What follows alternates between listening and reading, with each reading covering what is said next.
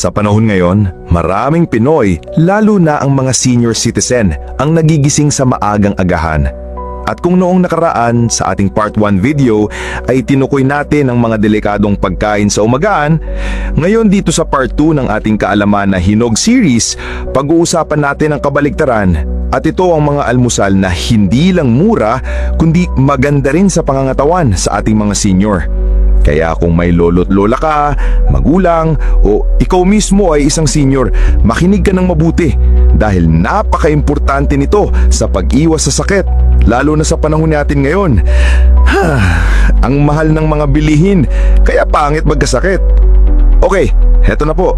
Ang una sa ating listahan, ampalaya with egg. Ginisang ampalaya na may itlog.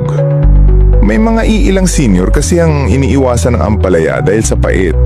Pero sa totoo lang, ang ginisang ampalaya na may itlog ay isa sa pinakamabisang agahan para sa matatanda. Ang ampalaya ay nakakatulong sa blood sugar regulation, kaya bagay ito sa may diabetes o gustong umiwas sa diabetic complications. Mayaman din ito sa vitamin C at dietary fiber na tumutulong sa digestion at immunity. At kung ayaw nyo naman pumayat, katulad ng ilang senior na buto-buto, lagyan nyo ng itlog kasi ito ay source ng protina. Ang trabaho ng protina ay para sa pagpapanatili ng mga muscle ng ating katawan, lalo na sa mga matatanda na unti-unting humihina. Ang aking payo, kung mapait ang ampalaya, ibabad muna ito sa asin ng 10 minuto o kaya overnight bago kayo matulog, no? Tapos bago nyo igisa. Naku, yan ang pinaka-legit na turo ng aking lola. At syempre, huwag ding sumobra sa mantika. Sapat na ang konting olive oil o coconut oil panggisa. Tsaka nga pala, iwasan nyo rin gamitin yung nagamit na mantika kung gusto nyong umiwas sa cancer. Sa ating mga viewers na ito at nag-comment, shout out po, salamat po sa pagsuporta. Kaya po kung gusto nyo po may feature sa ating channel, ay mag-comment lamang po kayo sa ibaba kung ano po ang inyong gusto na ating susunod na video. Salamat po. Ang pangalawa sa ating listahan, sweet potato o kamote at cassava o nilagang balinghoy. Simple, mura, pero masustansya. Ang kamote at cassava ay sagana sa complex carbohydrates. Hindi ito katulad ng instant carbs na biglang nagpapataas ng blood sugar. May taglay itong fiber na maganda sa ating tiyan. Iwas constipation, iwas kabag. Mataas din ito sa potassium na kailangan ng puso, lalo na sa mga may high blood. Ang aking payo, iwasan ng sobrang asukal o condensed milk. Kung gusto ng flavor, lagyan lang ng konting kinayod na nyog o latik na hindi matamis. Pwede ring sabayan ng herbal tea o kaya isawsaw sa ating pangatlo. Siyempre ang gatas.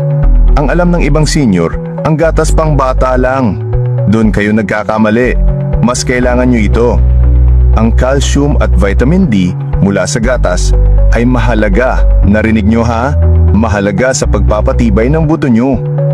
Iwas sa pagrupok, rayuma at osteoporosis.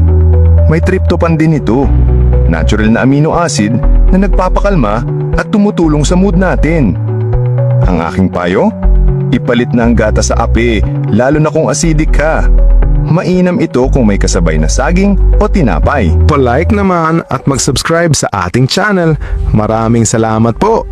Pang-apat sa ating listahan, pandesal with malunggay. Ang pandesal ay bahagi na ng buhay Pinoy, pero para sa seniors, mas mainam kung ito ay may dagdag na sustansya. Ang malunggay pandesal ay may iron, calcium at vitamins A at C, panlaban sa anemia, osteoporosis at mahinang resistensya. Mas mataas din ang fiber content nito kumpara sa ordinaryong tinapay. Ang aking payo, kahit wag nyo ng palamanan, sabayan nyo lang ng gatas. Hindi lahat ng prutas ay kayang isustain ang lakas ng senior sa umaga. Kaya eto, sinama natin sa listahan pang-5, ang nilagang saba. Ito ay mababa sa fat pero mataas sa natural na energy source, good for active seniors. May potassium at magnesium para sa kalusugan ng puso at muscles. Ang aking payo, mas mainam ang sabang nilaga kaysa pinarito. Pero kung gusto ng iba't ibang texture, pwede itong ihalo sa oatmeal. Kapatid, tandaan natin, ang bawat almusal sa umaga ay mahalagang mabuti sa ating katawan. Kung ang almusal mo ay puno ng masustansya, mas malaki ang tsansa nyo na malayo sa sakit kahit kayo ay may edad na. Kaya simula ngayon, piliin nyo na ang healthy na almusal. Samahan nyo rin nag-exercise tuwing umaga kahit maglakad lang kayo. Payo ito para sa'yo, para kay lolo't lola at para sa buong pamilya. Baka naman po, makikilike po sana nitong video at kung galante po kayo, ay pasubscribe na rin po. Muli ito ang kaalaman na hinog. Maraming salamat po at God bless.